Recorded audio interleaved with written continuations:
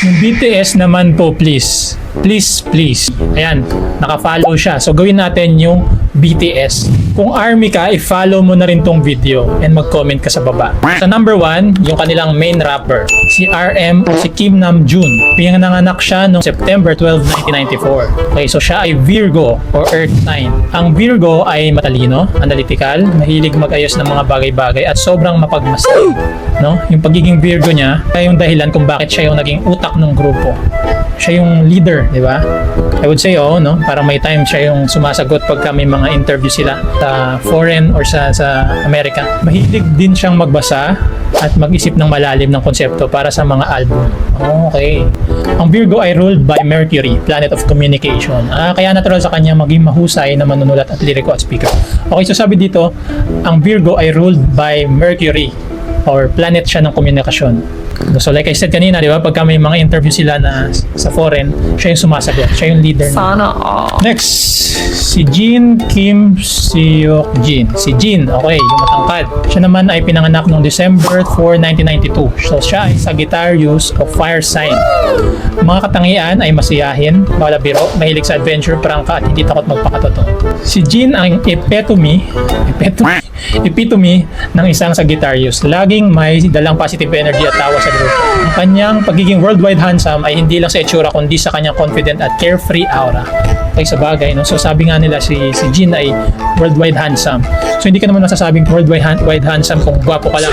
So masabi natin na yung appeal niya is hindi lang for certain groups, pang worldwide talaga. So next, si Suga o si Min Yoon Ji. So siya naman ay pinanganak noong March 9, 1993. So Pisces. Okay, so water sign ang Pisces. Ang mga katangian ay malalim ang emosyon, sobrang malikhain, intuitive. Minsan tahimik pero napakamakabuluhan makausap. Ang Pisces ay dreamers at artists, kaya naman hindi nakapagtaka na siya ay isang musical genius na kayang gumawa ng iba't ibang genre. So fun fact, no? Kahit tahimik siya sa labas, ang Pisces ay may rich inner world, kaya naman madalas siyang nagsusulat ng mga diary style na kanta na tumatago sa puso ng ARMY. So parehas ba kayo ni Suga? Parang medyo introvert, no? Pero dreamers pala sila. Maybe yun, sa mga katangian nila yan para makapag-isip ng mga magandang lyrics sa mga kanta nila. So next naman si J-Hope. Okay, si J-Hope, February 18, 1994. So ang sign niya naman ay Aquarius, air sign. So mga katangian ay makabago, malaya ang pag-iisip, mapagmahal sa kapwa, puno ng energy at may malaking puso para sa komunidad. So parang more selfless si J-Hope. Yes. Si J-Hope ang perpektong Aquarius, siya ang nagdadala ng fresh energy sa grupo. Ang kanyang pagiging experimental sa dance at music ay bunga ng pagiging progressive thinker niya. At ang Aquarius ay kilala bilang humanitarian. At ito ay makikita sa kanyang mga donasyon ng sakit sa mga batang mahirap sa Korea. So sabi ko nga selfless, no? Meron siyang parang desire na mag-help sa community. Ang Aquarius ay ruled by Uranus, kaya natural sa kanyang pagiging trendsetter, mula sa kanyang fashion hanggang sa kanyang solo music style. Very innovative. Nice.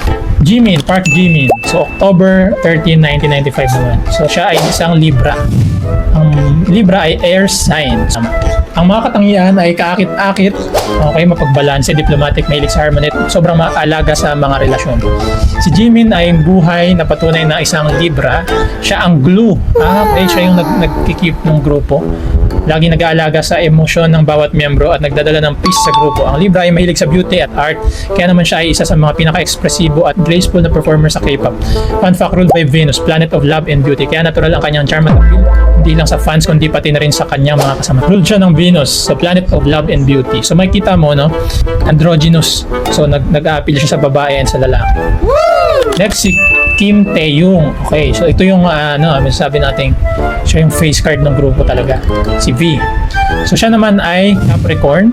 Pinanganak siya noong December 30, 1995. So earth sign si V. So mga katangian is disiplinado, ambisyoso, seryoso sa trabaho, tahimik pero malalim mag-isip at may natural na misteryosong karisma. So si V ay Capricorn na may malaking pangarap, hindi biro ang kanyang dedication sa kanyang craft. Mula sa pag-aaral ng saxophone, okay, nag-aaral pala ito ng saxophone, hanggang sa pag-arte at pagsusulat ng mga kanta. Fun fact, it is ruled by Saturn, planet of discipline. Kaya hindi nakapagtaka na kahit gaano siya ka-busy, nakakagawa pa rin siya ng oras para sa kanyang personal na proyekto tulad ng photography at jazz music. So hindi lang pala pogi ito si V, no?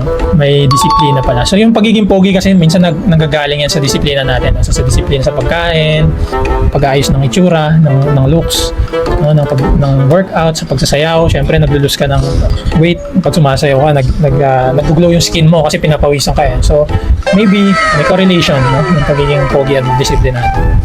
Kita mo, di ba ako? Yeah?